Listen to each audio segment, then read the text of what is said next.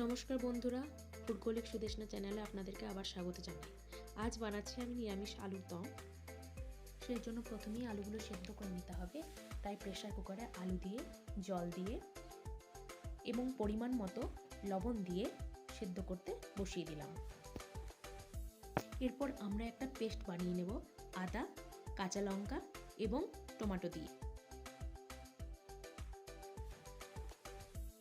এরপর আবার জিরে গুঁড়ো, ধনে গুঁড়ো, শুকনো লঙ্কা গুঁড়ো, কাশ্মীরি লাল মির্চ, হলুদ, লবণ এবং পরিমাণ মতো জল দিয়ে একটা পেস্ট বানিয়ে নিলাম। এরপর আলুগুলো ভেজে নেওয়ার জন্য পরিমাণ মতো হলুদ এবং স্বাদ মতো লবণ দিয়ে ভালো করে মাখিয়ে নেব।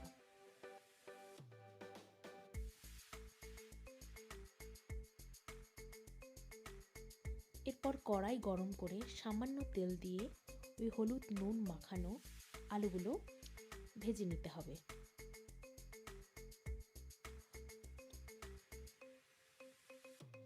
এপিঠ ওপিঠ ভালো করে ভাজা হয়ে গেলে একটা পাত্রের মধ্যে আলুগুলোকে আমরা তুলে নেব।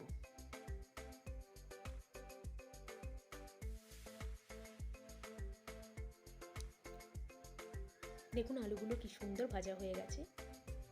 এরপর কড়াইয়ে আবারও তেল দিয়ে একে একে গরম মশলাগুলো দিয়ে দিলাম। গরম মশলার মধ্যে আছে গোটা জিরে, এলাচ, দারচিনি, লবঙ্গ, শুকনো লঙ্কা এবং তেজপাতা। এরপর ওই তেলেই সামান্য হিং দিয়ে দিলাম এবং তারপর গোটা গরম মশলা এবং হিং ভালোভাবে নেড়ে চেড়ে নিলাম। এরপর আগের থেকে তৈরি করে রাখা আদা, কাঁচা লঙ্কা, টমেটোর পেস্টটা দিয়ে দিলাম। এরপর ভালোভাবে তেলে মশলাটা কষিয়ে নিতে হবে।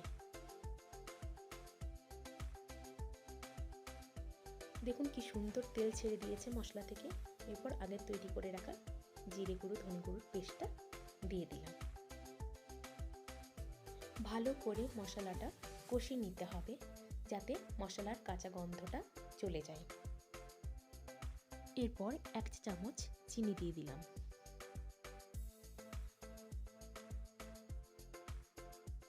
এরপর আগের থেকে ছাড়িয়ে রাখা কড়াইশুঁটিগুলো দিয়ে দিলাম।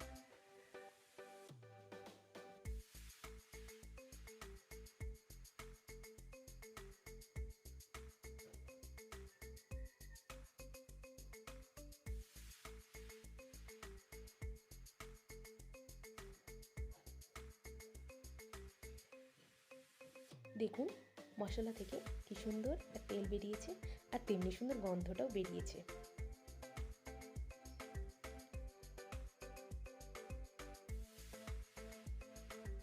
এরপর ভেজে নেওয়া আলুগুলো আমি দিয়ে দিচ্ছি।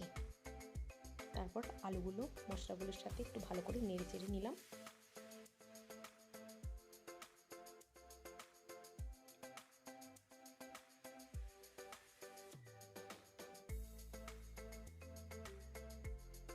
এরপর মশলার সাথে আলুগুলো ভালো করে কষানো হয়ে গেলে আমরা পরিমাণ মতো জল দিয়ে দিলাম।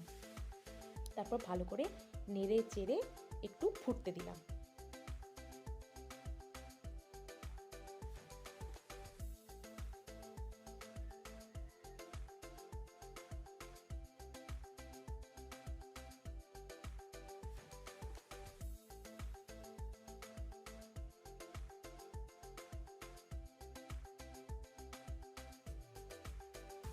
দেখুন কি সুন্দর আলুর দম থেকে তেলটা ছেড়ে এসেছে।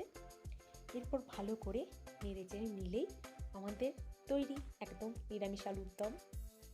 এটা লুচি এবং পরোটার সাথে খুব ভালো খেতে লাগবে। আপনারাও কিন্তু বানাবেন এবং বানিয়ে বলবেন যে কেমন লাগলো আপনাদের খেতে।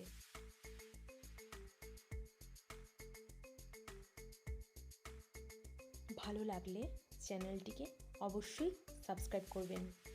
ধন্যবাদ বন্ধুরা।